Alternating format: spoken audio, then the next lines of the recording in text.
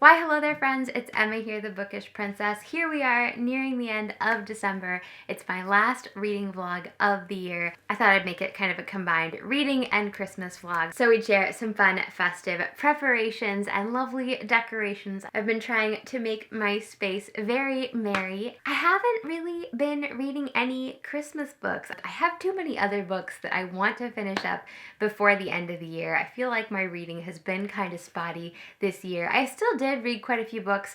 Some of them I loved, some of them I didn't. I do have my top reads of 2020 video coming up that will be posted before the end of the year, so make sure you're subscribed and stay tuned for that. There have been a couple books that for the past few months you've probably heard me mentioning that I feel like I'll make like a little progress in them and then I'll get distracted by another book. One of them is God Emperor of Dune. I really do need to like just sit down and finish this. Hopefully over the holiday break I will just kind of power through because I'd really like to check it off my list. Another book that has just been sort of lingering on my TBR is The Memoirs of Lady Hyekyung. See, here's the problem with that one. I got the PDF from my library and I was able to like download it to my computer, but I don't really like sitting at my computer like reading, you know, a long manuscript. I'd rather have a printed book, or my Kindle is pleasant to read from, or even my iPod is better to read from than my computer. And right now the book is only on my computer. So I should probably just break down and buy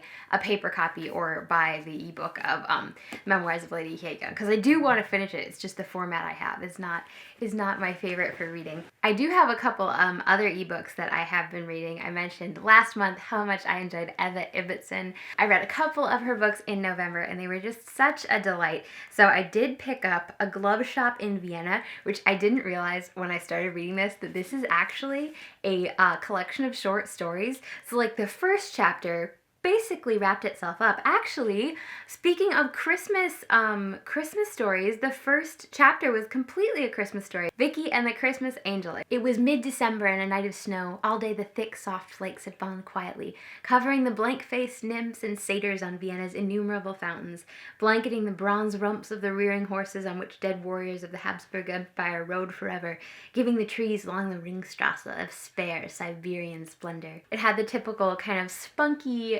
individual, really unique, passionate heroine. It was a little girl. So that one was charming. And then the second chapter is called Dushenka, and it did transport us to a totally different family, like totally different scenario. But at first I thought, oh, well, maybe the first chapter was just like setting us up with like the heroine's family, and the second chapter is like the hero's family, and eventually they'll merge. And then I realized, wait, no, the first chapter was its own story, and the second chapter is its own story. So that was kind of funny. So the first short story was set in Vienna. The second one was set in Russia and was about an Englishman who just became sort of fascinated with Russia. He had it very badly. Words like droshky or troika would send him into a sort of trance. I imagine he must have been the only grocer in London who climbed to his haircut bean jar on 3 volumes of Lermontov. So anyway, I've read a couple of the short stories from A Glove Shop in Vienna, and they have been absolutely charming. Another book that I have here on my Kindle is by Jordan B. Peterson, 12 Rules for Life, An Antidote for Chaos. I think I've mentioned Jordan Peterson on my channel before. I always feel a little nervous when I mention Jordan Peterson because I know he can be kind of controversial. Like, some people really don't like him, and like to a certain extent I can understand that, although to a certain extent I feel like the media has also very much mischaracterized him. And like generally when you listen to his lectures, like the biblical lecture series is really good, and a lot of his podcasts, like he just has a lot of really insightful, important things to say, and the way he presents his arguments moments really helps you just see things in a new way, even if you don't agree with every single point in them. I've listened to quite a few of his lectures on YouTube and his podcast, but I'd never actually picked up the book.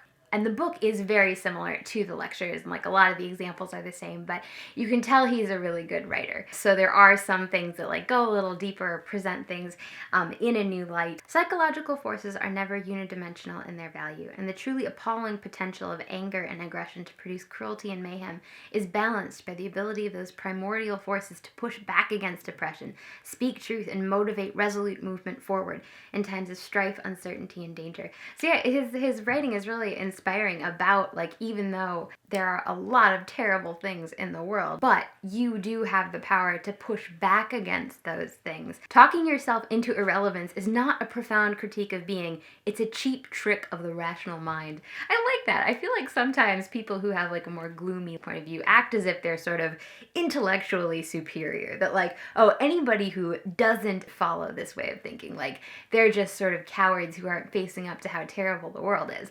But Jordan Peterson shows that, well, you can face up to how terrible the world is and still choose to believe in meaning. I really like how he paints a picture of like the past. Before the dawn of the scientific worldview, reality was construed differently. Being was understood as a place of action, not a place of things. It was understood as something more akin to story or drama. That story or drama was lived, subjective experience as it manifested itself moment to moment in the consciousness of every living person. He also really emphasizes that, you know, kind of individual responsibility and also in individual worth and significance and like meaning. Truth will not come in the guise of opinions shared by others, as the truth is neither a collection of slogans nor an ideology. It will instead be personal. Your truth is something only you can tell, based as it is on the unique circumstances of your life. Apprehend your personal truth. Communicate it carefully in an articulate manner to yourself and others. The truth springs forth ever anew from the most profound wellsprings of being. It will keep your soul from withering and dying while you encounter the inevitable tragedy of life. My favorite line in Jane Austen, which I know I've quoted before, is, "We have all a better guide within ourselves than any other person could be." And I feel like that quote addresses the same idea. Apprehend your personal truth. Like, there is a guide within you, if you listen to it, that will guide you better than anything else in the outside. And listening to it is difficult. It's hard work and it's painful. And it's not always going to be pleasant. Like, there are going to be things within yourself that you're going to want to clean up. That's really what 12 Rules for Life is all about. Faith is not the childish belief in magic. That is ignorance or even willful blindness. It is instead the realization that the tragic irrationalities of life must be counterbalanced by an equally irrational commitment to the essential goodness of being. Anyway, I am about 60% through of 12 Rules for Life, so I am looking forward to finishing that. And I think Jordan Peterson has a new book coming out next year. It's kind of like a sequel, like a second part of 12 Rules for Life. I think it's like 12 more rules for life. So yes, lots of good things to finish that I really like, and like I kind of want to put on my top reads of the year list, but it's like, should I put them there if I haven't finished them? I remember one year I put Angle of Repose, that was it, by Wallace Stegner. I had read it in December and really enjoyed it. I think I hadn't quite finished it. I've talked about how much I loved it in my top reads of the year. And then in like January, I'd finished it and I was really curious about, it seemed like there were two writing styles, Wallace Stegner's, but then also there was a lot of it told through like letters about like this frontier woman. And it seemed like he must have been inspired by someone in his real life.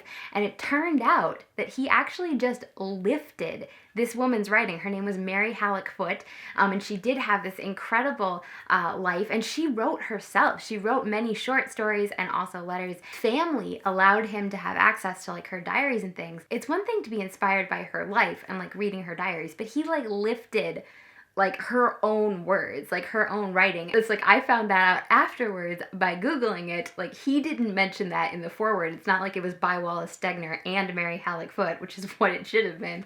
After I found that out, I looked up some of Mary Halleck Foote's collections of short stories and I found them on Kindle. And I think I like finished reading one, but I wanted to read the second collection and I just never got around to starting it. Maybe in 2021 I will return to Mary Halleck Foote. It's so weird to say 2021. Like, I feel like 2020 almost didn't happen. Like, it's like when I hear someone say, oh, January 2020, I think, oh, that's coming up. That's like a month from now. But it's like, no, that was almost 12 months ago. It's just been such a weird year. But we made it through. And here we're turning over the page to a new year very soon. So yes, I've just got to get my mind acclimated to 2021. Look at this year's Bon Maman Advent calendar.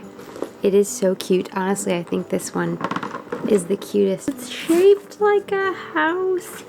How great is that? Open here. Oh, look. And then I think it'll slide. Oh my gosh. Look at this. Wow, so it's like both sides. Look at that. Oh, look at the bedroom and the mini dollhouse and Santa's sleigh. Oh, someone's coming in with presents. Oh my gosh. How cute is that girl? How fun is this? Oh my gosh, these illustrations are just adorable. Jam for Santa, of course. Oh my goodness. Oh, that's so cute too. Oh, look at all the jams in the cupboard. Door number 1. Let's see what our first jam is. I think I'm gonna have to make scones soon, because I'm gonna need something to put on all these jams. Pear Mirabelle plum spread. I'm totally gonna make some cookies with jam as well. Oh, I'm so excited.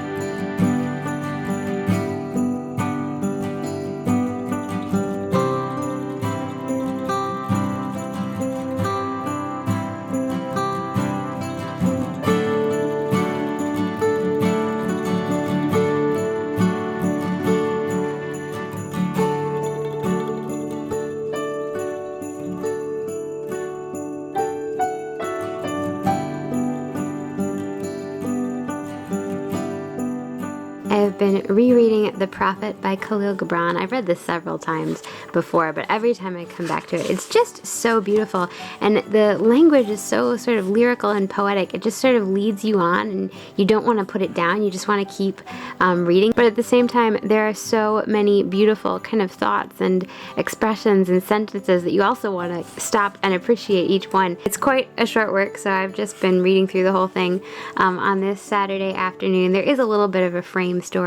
The prophet is Al-Mustafa, the chosen and the beloved, who was a dawn unto his own day. That's such a beautiful image. So he has been waiting to return to his home city. He's been living in this city of Orphalese, for 12 years, and finally his ship from his homeland has arrived. Too many fragments of the Spirit have I scattered in these streets, and too many are the children of my longing that walk naked among these hills, and I cannot withdraw from them without a burden and an ache. It is not a garment I cast off this day, but a skin that I tear with my own hands. So the people of the city are sad to see him go. So he's going to leave them with some wisdom. A seeker of silences am I, and what treasure have I found in silences that I may dispense with confidence? If this indeed be the hour in which I lift up my lantern, it is not my flame that shall burn therein. Empty and dark shall I raise my lantern, and the guardian of the night shall fill it with oil, and he shall light it also. Each chapter is kind of just a reflection on some different topic. Speak to us of joy and sorrow. I've always loved this one. Your joy is your sorrow unmasked, and the self-same well from which your laughter rises was oftentimes filled with your tears. And how else can it be? The deeper that sorrow carves into your being, the more joy you can contain. Is not the cup that holds your wine the very cup that was burned in the potter's oven? Some of you say joy is greater than sorrow, and others say, nay, sorrow is the greater. But I say unto you, they are inseparable. Together they come, and when one sits alone with you at your board, remember that the other is asleep upon your bed. Here's one about houses, which I loved. What is it you guard with fastened doors? Have you peace, the quiet urge that reveals your power? Have you remembrances, the glimmering arches that span the summits of the mind? Have you beauty that leads the heart from things fashioned of wood and stone to the holy mountain? I just love that description because I feel like the things that I have out, my Christmas decorations or my little BTS toys or like all of my postcards, depending on how you looked at it, you might think that, oh, it's just some trivial decorations, but actually no, I put a lot of thought into my decorating, and like the postcards that I have, like these are Christmas cards that I've gotten from friends, or this is a card I bought in Vienna when I went there and saw the Christmas markets in person. And of course these are my Bangtan brothers who have just brought me a lot of joy and inspiration. So they're not really just postcards and toys and trinkets. They're glimmering arches that span the summits of the mind. But you, children of space, you restless in rest, you shall not be trapped nor tamed. Your house shall not be an anchor but a mast. It shall not be a glistening film that covers a wound but an eyelid that guards the eye. Yeah, if you've never read this, I really can't recommend it enough. It's just so beautiful. Reading it just feels sort of expansive, you know, like standing on a mountaintop and looking out. It just makes you think about things in a different way. And a woman spoke, saying, "Tell us of pain." And he said, "Your pain is the breaking of the shell that encloses your understanding. Even as the stone of the fruit must break, that its heart may stand in the sun, so must you know pain. And could you keep your heart in wonder at the daily miracles of your life, your pain would not seem less wondrous than your joy. And you would accept the seasons of your heart, even as you have always accepted the seasons that pass over your fields. And you would watch with serenity through the winters of your grief." Then a priestess said, "Speak to us of prayer. What is prayer but an expansion of yourself into the living ether? And if it is for your comfort to pour your darkness into space, it is also for your delight to pour forth the dawning of your heart. When you pray, you rise to meet in the air those who are praying at that very hour, and whom save in prayer you may not meet." I just love that image that to pray is to enter the temple invisible. I definitely feel that way. Sometimes when I'm saying the rosary or saying a prayer, I feel like I'm bending my bow and sending out an arrow kind of into the world, into the universe. I've been told that, even like a chain, you are as weak as your weakest link. This is but half the truth. You are also as strong as your strongest link. To measure you by your smallest deed is to reckon the power of the ocean by the frailty of its foam. To judge you by your failures is to cast blame upon the seasons for their inconstancy. Like the seasons you are also, and though in your winter you deny your spring, yet spring, reposing within you, smiles in her drowsiness and is not offended.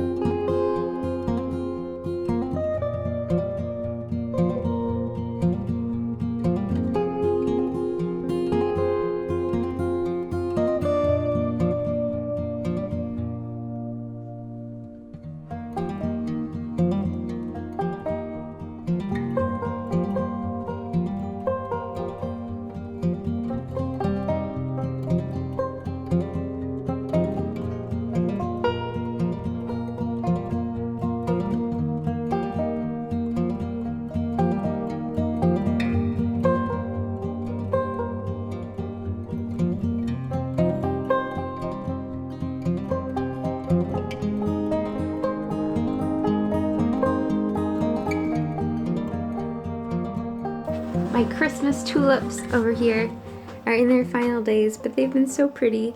All red and green. Oh, I have not yet opened my calendar for today. Number 20. Look at the little jam jars in the window. That's so cute. What have we got? Apricot lavender. There are new flavors this year. I don't think last year's calendar had apricot lavender. I'll get it out later. The only complaint about this year's calendar is that they are more difficult to get out than usual, I think. But that's okay. I have a cup of tea here and my Elizabeth Goudge. I am almost, let's see, I'm on page 200 or so, so I've really been working my way through this. This is set during World War II. At the very beginning here, it was only on the second page. I really liked this. This that is happening to me, this sort of chasm opening at my feet, is happening to the whole world. I am not alone, I am not alone, I am not alone. But what she reiterated to herself brought no conviction.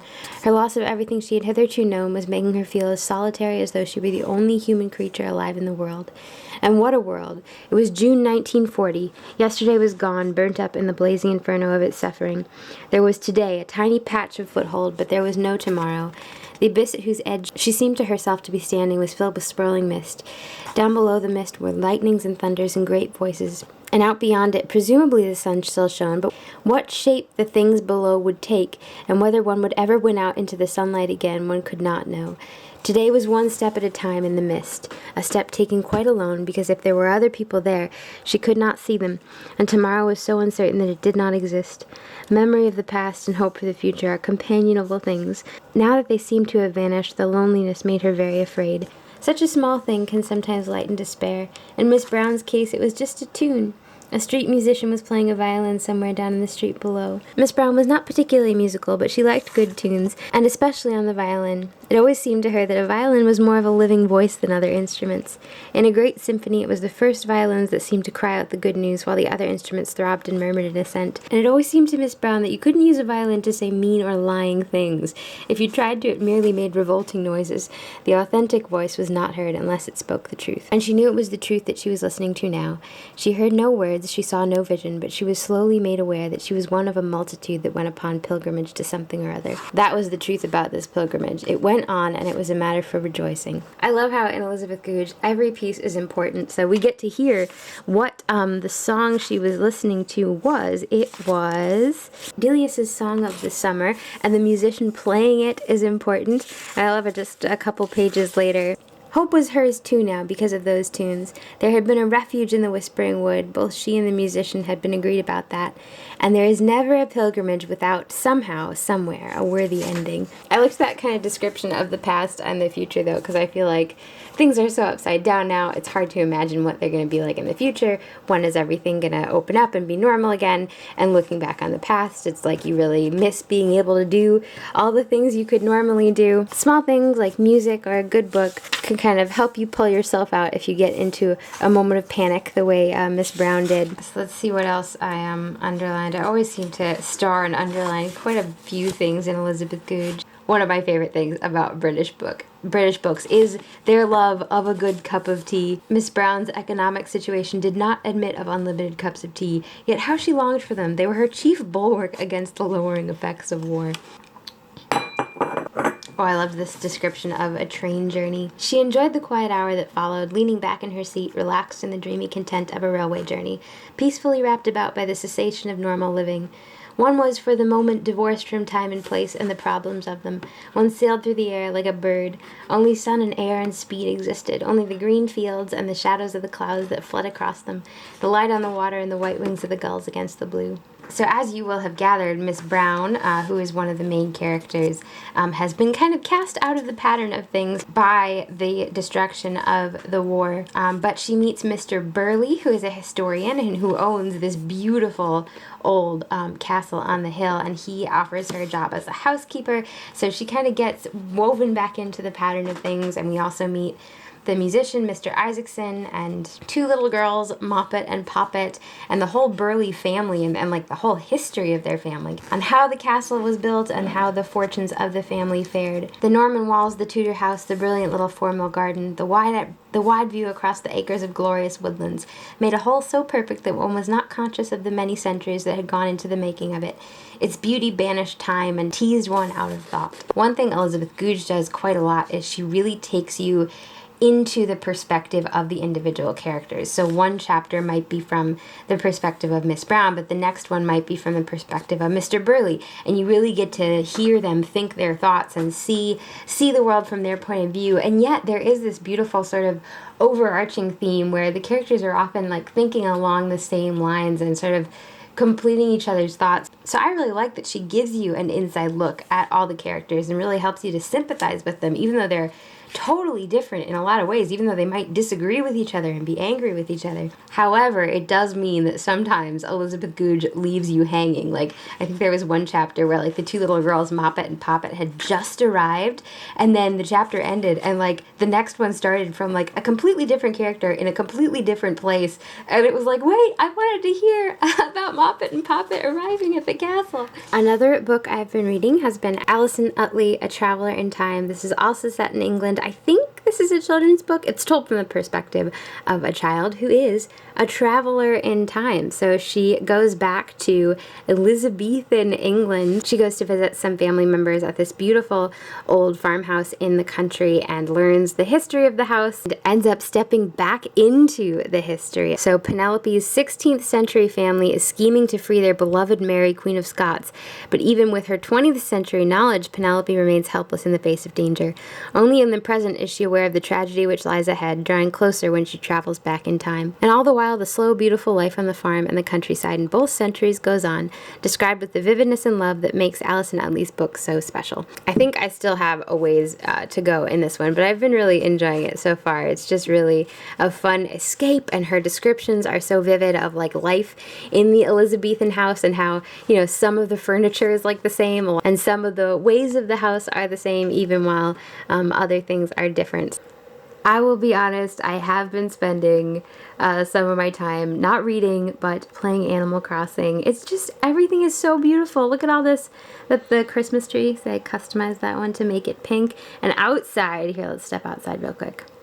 Outside, everything is snowy and magical, and it's like a complete winter wonderland. Even that pine tree was wintry. See, I did my house is like all Christmas themed, and there's snow everywhere. You can make snowmen if you find, look, that's a snowman I made a couple days ago, so he's melting.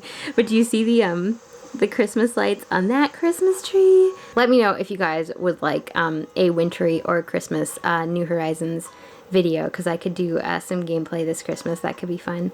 They have these little doll houses that are so cute. There's Piper, one of my villagers, running around. Here's my candy cane cafe. I installed an ice rink down here. Yeah, I have some Christmas stalls. I just have been enjoying this game so much this year, and like Christmas has been no exception. Christmas has been just as magical as the rest of the year. Okay, here, I should show you some of my Christmas outfits. This is one of my favorites. Sort of Santa elf outfit, so cute. And then we have just so many cute little coats. I have Christmas roses in front of my town hall. This is very bookish. I've created a library. Look at this. I made all of these bookshelves. I finally got the DIY recipe for these bookshelves, and I just kind of went mad. This probably took me all of November and December to slowly craft these. But I've got some cute little couches. And then over here I have a Christmas tree farm. Kind of love that. We have a little blue kind of Santa pajamas. I just love all of the fashion and decorating and holiday magic. I'm ready for the ski slopes. Look, I matched the skiers on the on the pillow.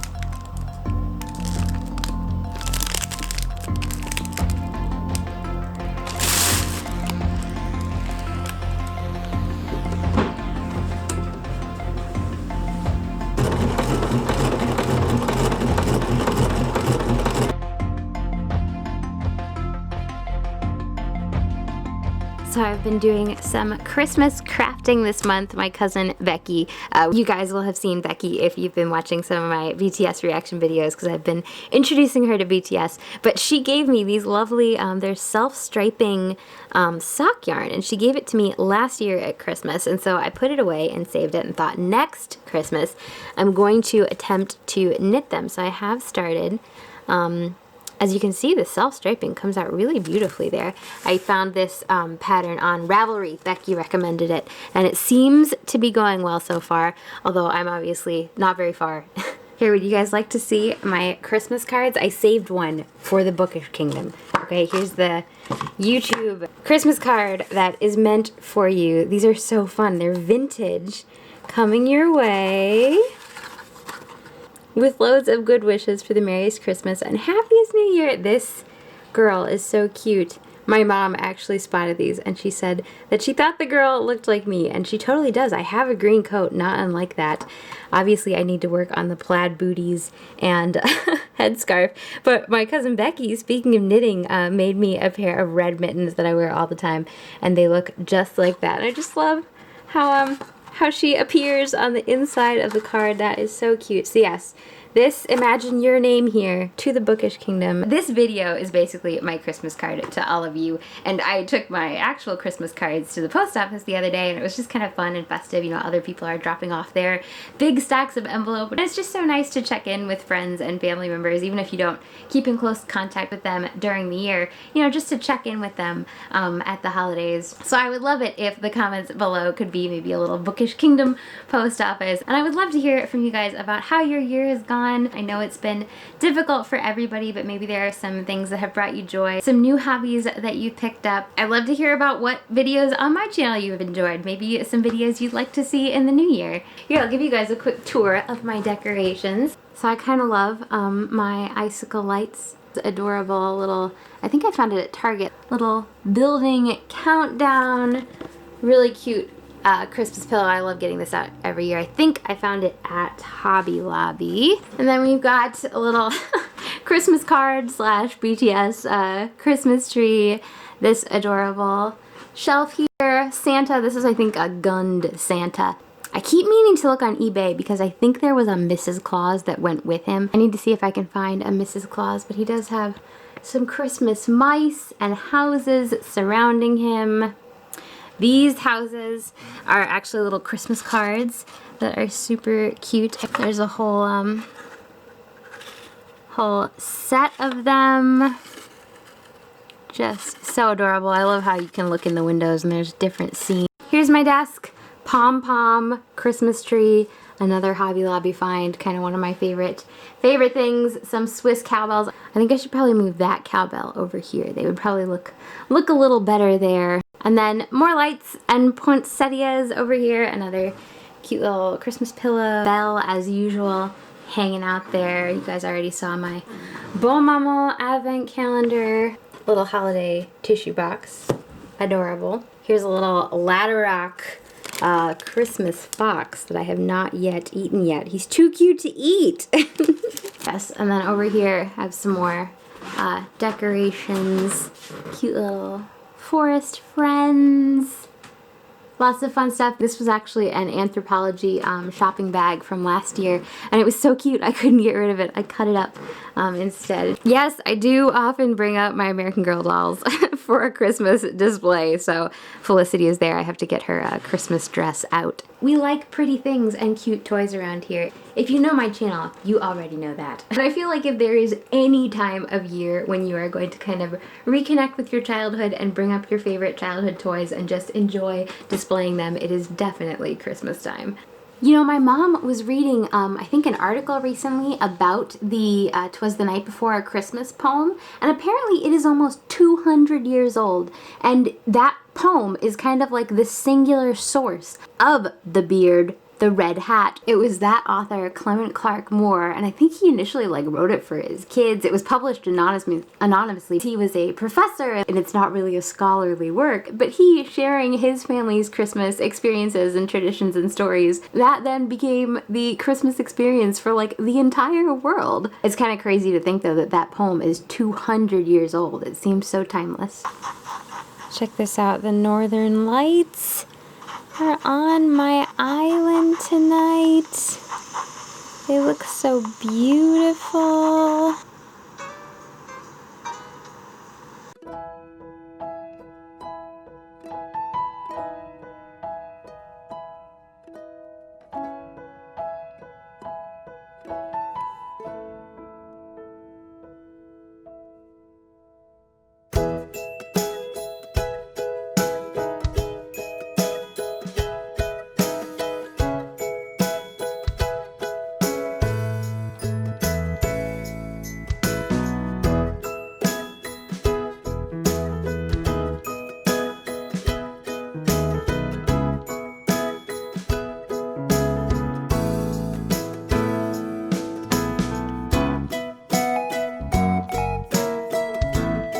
I kind of like this one, but look at what a pleasing shape this one has.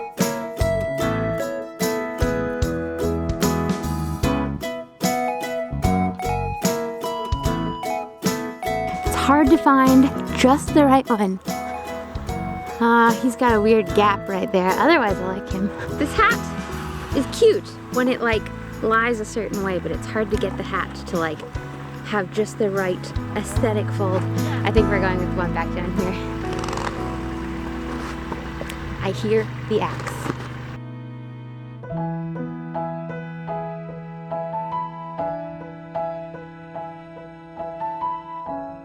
We're sitting in the back of the tree. Yeah, that's true. That's true. It smells so lovely.